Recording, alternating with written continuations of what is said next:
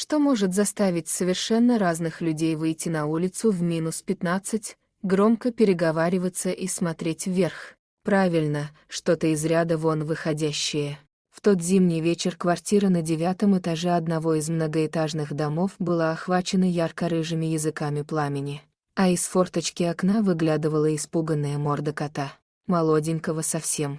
Одни показывали на него пальцами, другие снимали происходящее на смартфон, а в это самое время огонь уже подобрался почти вплотную к кошачьему хвосту, единственной части тела, находившейся в помещении. Он жалобно мяукал, смотря на людей, но те, кто стоял внизу при всем желании, не могли ему помочь. «Прыгай!» — закричал кто-то из толпы. И кот прыгнул. Другого выхода у него все равно не было. Снег на земле немного смягчил падение, но отделаться легким испугом не получилось. Когда Люба вышла из подъезда, он лежал на дороге и почти не подавал признаков жизни. Только глаза были широко открыты. Кто-то из собравшейся толпы подбежал, постоял рядом, покачал головой и пошел смотреть на огонь дальше. Потому что, как горит огонь, можно смотреть вечно, а на кота, упавшего с высоты 9-го этажа, чего смотреть? Жалкое зрелище. К тому же не для слабонервных. Некоторые особо любопытные спрашивали у мужчины, что с котом, а он только отмахивался и отвечал всем одно и то же. Не жилец. Люба хоть и не была очевидцем случившегося, но сразу поняла, что произошло. Трудно было не догадаться. Она посмотрела на кота, и сердце внутри сжалось от жалости, а потом по щекам потекли горячие слезы. Это у нее профессиональное. Работала девушка-медсестрой в реанимационной и многого насмотрелась за 2 года. А еще она знала, что бороться нужно до конца. Порой даже в самых безнадежных случаях было место чуду. Кот смотрел на нее и еле дышал. А Люба сняла с себя куртку, аккуратно переложила в нее кота и понесла к своей машине. «Ты, главное, не сдавайся, слышишь? Мы за тебя еще поборемся», — тихо шептала ему на ухо девушка. Она приехала в ближайшую ветеринарную клинику, но врач, осмотрев животное, отказался что-либо делать. «Не жилец», — сухо сказал он и молча ушел в кабинет. То же самое девушки ответили во 2-й и 3-й клинике. В 4-й ветлечебнице врач и вовсе на нее наорал. «Зачем ты с ним возишься? Ходить он уже никогда не сможет, ты хочешь на него всю молодость потратить. То есть вы предлагаете вообще ничего не делать?» Возмутилась девушка. «Да ты хоть знаешь, что тебя ждет? Нет. А я скажу, будешь за ним ухаживать с утра до вечера, кормить из пипетки, памперсы покупать пачками.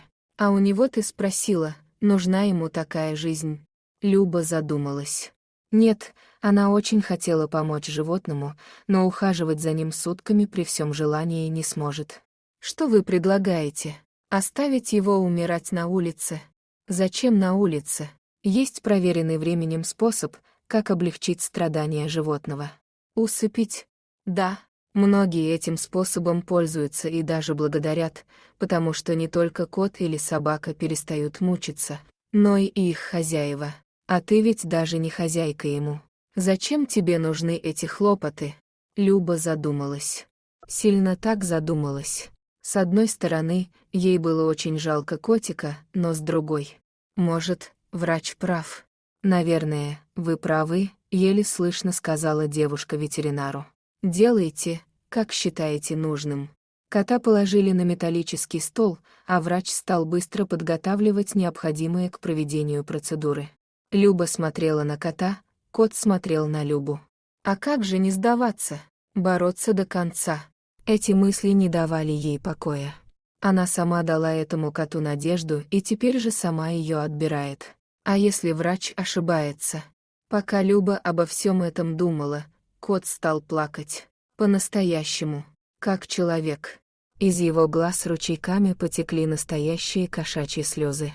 Девушка никогда не видела такого. «Доктор, а коты могут плакать?» «Девушка, глупости не говорите», — ответил ветеринар, стоя спиной к ней. «Это люди специально очеловечивают животных, потому что им так хочется. А коты не плачут». Но Люба уже не верила ни одному его слову.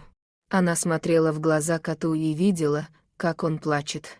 Даже прочитала в них 2 слова «хочу жить». Схватив свою куртку, на которой лежал рыжий, она бросилась бежать к выходу, а по пути шептала коту «прости меня». «Ты, главное, не сдавайся, слышишь? Мы за тебя еще поборемся». В городе оставалась последняя ветлечебница, и Люба поехала туда. Вдруг не откажут. Там не отказали. Врач был молодой, но сразу видно, что животных очень любит. Взял так нежно куртку с котом и понес. Любу попросили остаться в коридоре. Последнее, что она услышала: «Господи, да на тебе живого места совсем нет». «Ну ты, главное, не сдавайся, мы за тебя еще поборемся». Следующие полгода были очень трудными. Люба выхаживала своего кота как могла хорошо, что мама согласилась помочь. Сидела с ним, пока ее не было дома.